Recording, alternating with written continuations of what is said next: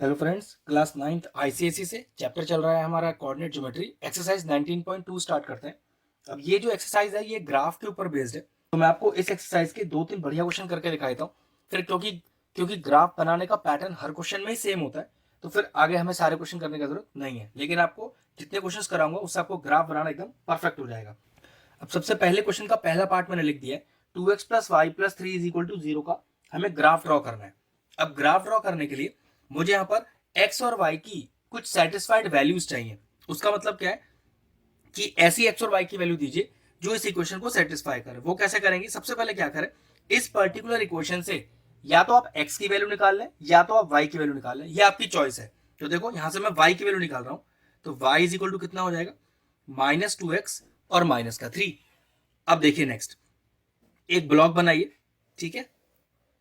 इस ब्लॉक के अंदर हम अपनी तरफ से वैल्यूज डालेंगे x की, और उस हिसाब से y का वैल्यू भी आ जाएगा। यहां लिखा x, यहां लिखा y। अब नियम कहता है, अब यहां पर x की आप इन ब्लॉक्स में कोई वैल्यू रख सकते हैं। अब नियम की कितनी वैल्यू लें कम से कम, तो वैसे तो 2 वैल्यूज लेने पर काम चल जाता है, लेकिन आप कंफर्मेशन के लिए कि आपका ग्राफ बिल्कुल परफेक्ट है क्या नहीं, आप टोटल 3 वैल्यूज दीजिएगा। और वैल्यूज कौन सी हो इसका कोई नियम नहीं है, आप जो चाहे वैल्यूज रख सकते हैं, नेगेटिव रख सकते हैं, पॉजिटिव रख सकते हैं, फ्रैक्शनल रख सकते हैं।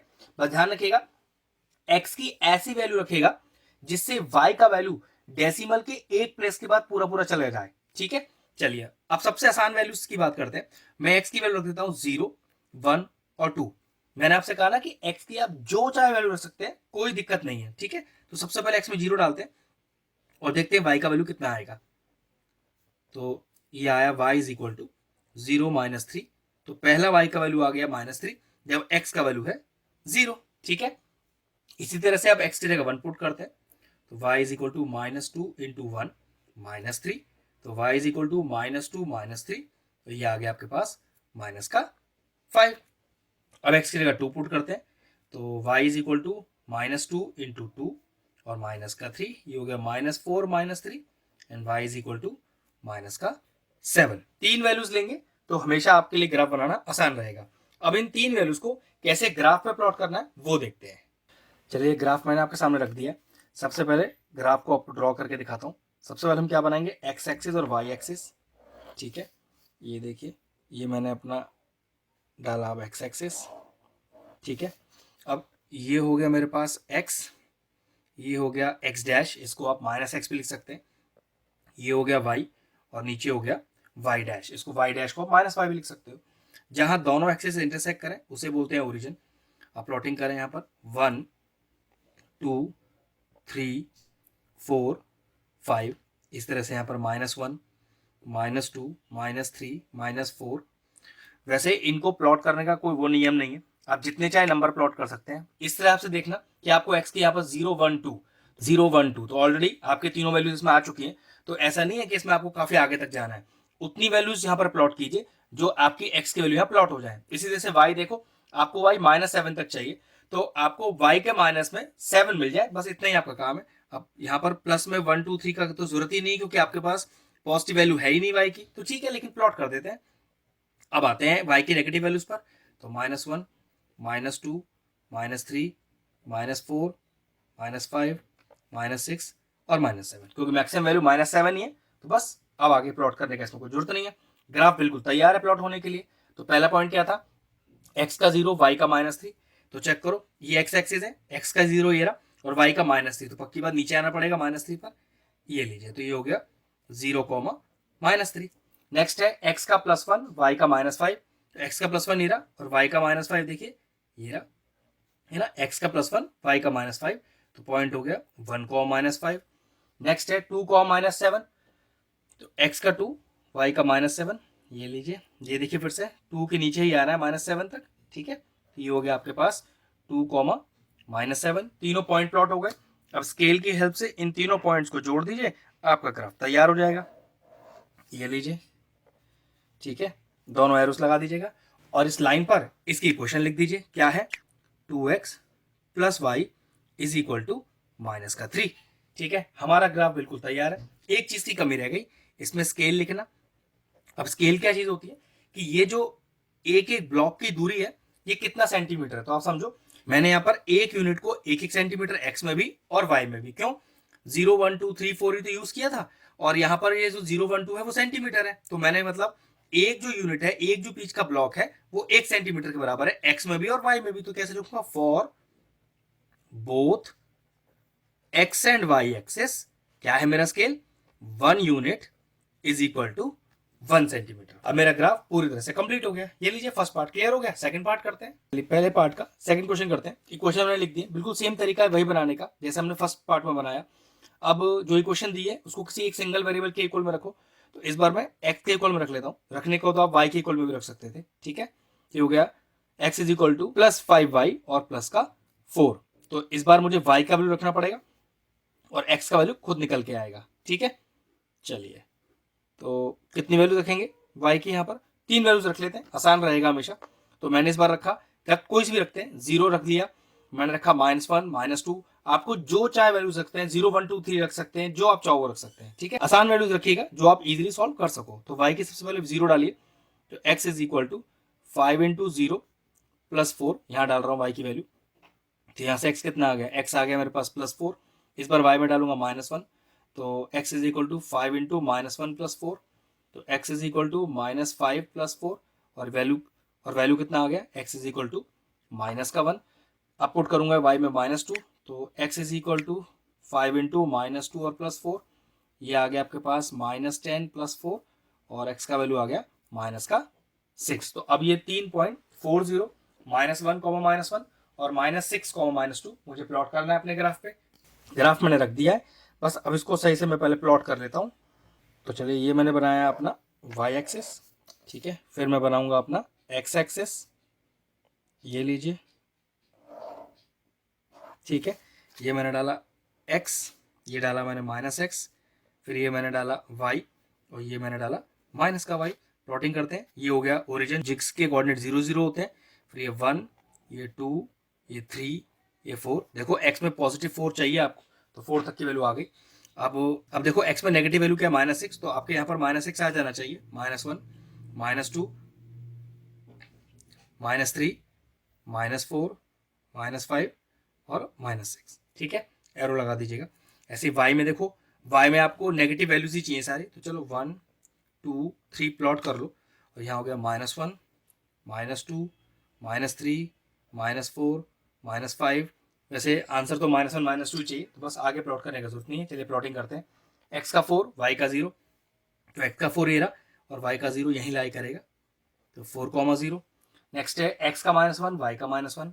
अब x का -1 कहाँ है, ये रहा, और y का -1 इसी में नीचे आ जाइए, देखिए ना, x का -1 y का -1, तो ये लीजिए। नेक्स्ट है x का -6, y का -2। अब x का -6 कहाँ है यहाँ, और y का -2, ये लीजिए, ये ना, -2 और -6। तो पहले लिखते हैं x का वैल्यू, फिर लिखते हैं y का वैल्यू। अब तीनों पॉइंट को अपने स्केल के हेल्प से जोड़ दीजिए, ये लीजिए, ये मैंने जोड़ दिया, तो ये आपका बन गया ग्राफ। अब हमारा क्या काम रह गया, यहाँ पर स्केल लिखना रह गया। तो देखो, इस बार में मैंने एक ब्लॉक, एक यूनिट को 1 सेंटीमीटर मान के ही किया है, एक्स में भी और वाई में भी। तो कैसे लिखूंगा, for both x and y axis 1 unit is equal to 1 centimetre. ये लीजिए, मेरा ग्राफ तैयार है। क्वेश्चन फिनिश हुआ फर्स्ट।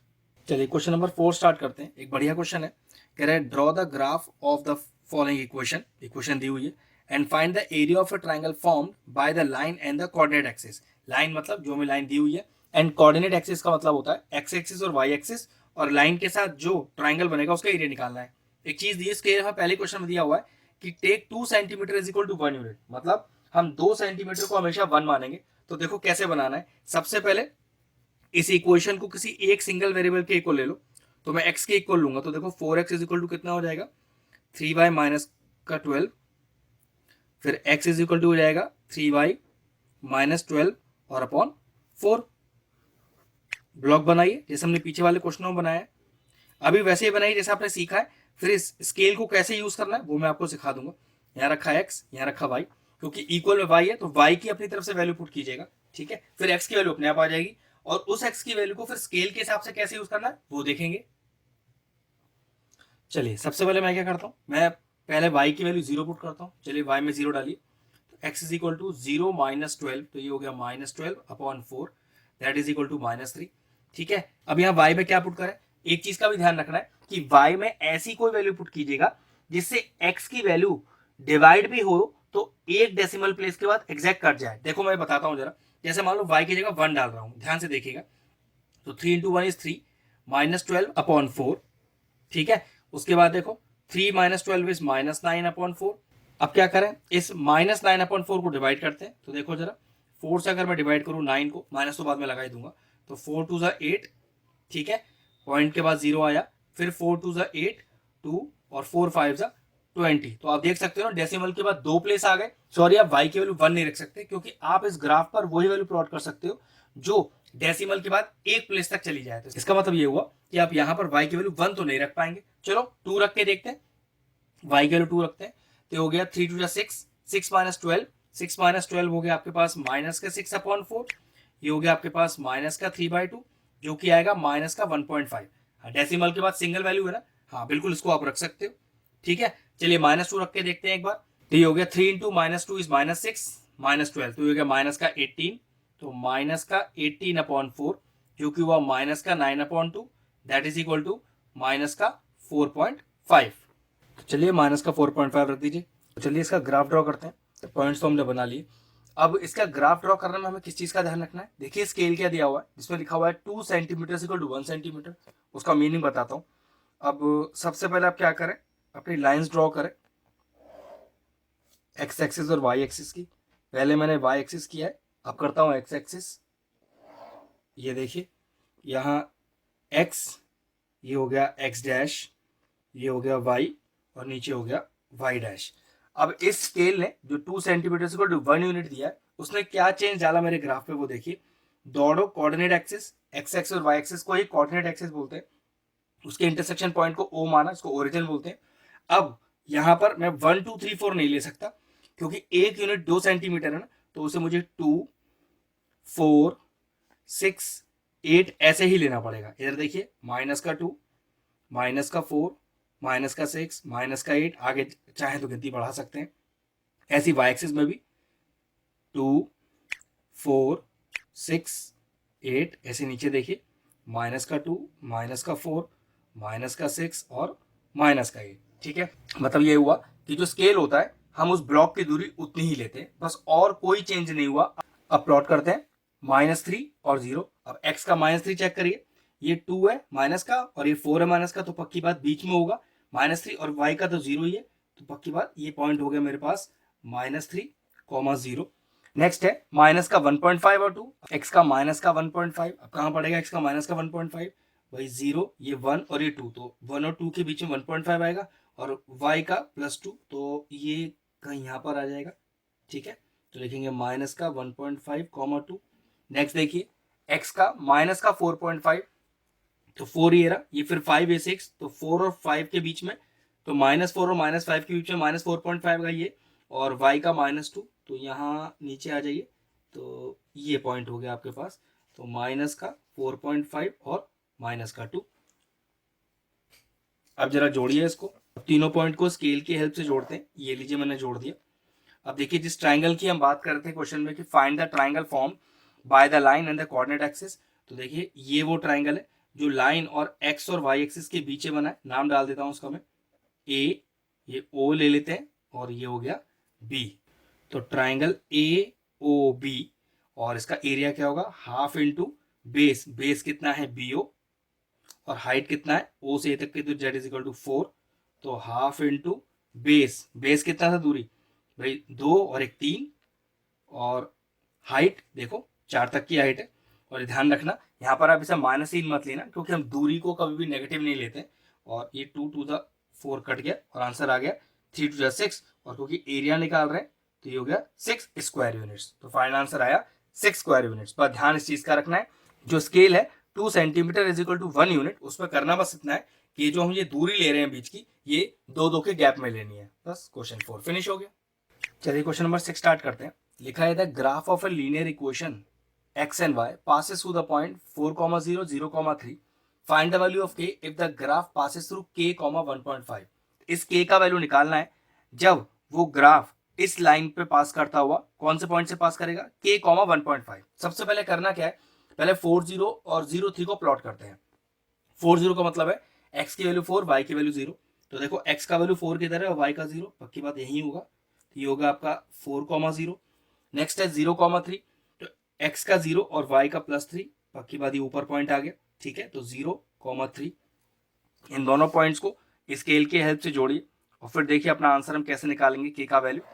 आप ये मैंने ज्वाइन किया, एरो बना लीजिए, ठीक है।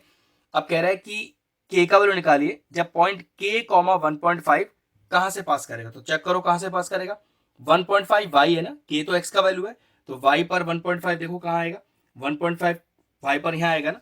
तो जोड़ो जरा स्केल से इस लाइन को टच करता हुआ, ये देखिए इस लाइन को टच करता हुआ यहां, और फिर इसको जोड़ दीजिए नीचे x एक्सिस से। तो पक्की बात है यहाँ पर x का जो वैल्यू है वो कितना हो गया, वो हो गया 2, क्योंकि मान लीजिए अगर ये मैं पॉइंट प्लॉट कर दूं 2, 1.5, तो हमारे पास तो k, 1.5 ही तो है। तो इसका मतलब वैल्यू क्या हो गया k का वैल्यू हो गया 2। फिर समझ लीजिए मैंने y की वैल्यू 1.5 को प्लॉट किया, स्केल रखा सीधा और इस लाइन को टच कराया, और जहां इस लाइन को टच हुआ वहां से फिर मैंने एक नीचे x पर एक परपेंडिकुलर डाला जो कि 2 पॉइंट पर टच हो रहा है, क्योंकि x पर 2 टच हो रहा है, हमें x वाले कोऑर्डिनेट की वैल्यू ही निकालनी है जो k है आपके पास। तो k का वैल्यू कितना आ गया, k का वैल्यू आ गया 2। क्वेश्चन फिनिश हो गया। चलिए क्वेश्चन नंबर 7 देखते हैं। कह रहा है कि टेबल को यूज करते हुए इन पॉइंट्स को ग्राफ पे प्लॉट कीजिए और इस b और a का वैल्यू निकाल लीजिए। चलिए सबसे पहले ग्राफ बनाते हैं अपना, ठीक है। y एक्सिस पहले बनाया फिर मैंने, अब बना रहा हूं अपना x एक्सिस, ठीक। फटाफट फटाफट, फिर ये हो गया मेरा x, ये हो गया x डैश, फिर ये हो गया मेरा y, ये हो गया मेरे पास y, और फिर नीचे हो गया मेरे पास y डैश। तो ये हो गया जहाँ कोऑर्डिनेट एक्सिस इंटरसेक्ट करते हैं उसे ओरिजिन बोलते हैं और o से डिनोट करते हैं। 1, 2, 3, 4, इधर -1, -2, -3 और -4, फिर हो गया 1, 2, 3, 4, और नीचे हो गया -1, -2, -3, -4, -5 और -6। अब प्लॉटिंग करते हैं, देखिए 1 और -2, तो x का 1 ये रहा और y का -2 देखिए नीचे आएगा, ये लीजिए। तो 1, -2, सेकेंड पॉइंट छोड़ दीजिए। थर्ड पॉइंट देखिए 3, 4, तो x का 3 और y का +4, तो ये x का 3 y का +4 देखिए ना, x का 3 y का +4 इधर ही आएगा। अब क्या करिए, इन दोनों पॉइंट्स को स्केल की हेल्प से जोड़ दीजिए और फिर बचा हुआ जो हमारे पास a और b का वैल्यू है वो अपने आप अभी निकल आएगा। देखिए ये मैंने जोड़ दिया, ठीक। अब चेक करते हैं, जब x की वैल्यू 2 होगी तब b की वैल्यू कितनी होगी। तो चलो x कहां पर है 2, ये देखिए x यहां पर है 2, जरा इसको जोड़िए इस तरह से और फिर जोड़िए इसको यहां से, जैसे पीछे वाला क्वेश्चन किया था। जब x एक परपेंडिकुलर डाला इस लाइन पर तो ये पॉइंट आया, फिर एक पैरेलल लाइन डाली x एक्सिस के जिसने y एक्सिस को कहां टच किया, 1 पर। तो पक्की बात है ये पॉइंट क्या है, x का 2 y का 1, तो देखो x का 2 y का 1, तो पक्की बात b का वैल्यू कितना आ गया, b का वैल्यू 1 आ गया।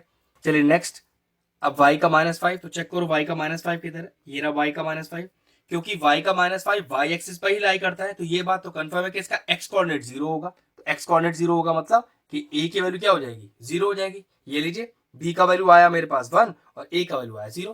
क्वेश्चन फिनिश हुआ, एक्सरसाइज भी फिनिश हो गई। अगर आपको हमारा वीडियो इंफॉर्मेटिव लगा हो तो हमारे चैनल मैथ्स प्लीज को सब्सक्राइब कर लें और साथ में लगे बेल आइकन को भी हिट कर दें, जिससे आगे आने वाले वीडियोस का नोटिफिकेशन आपको सबसे पहले मिल जाए।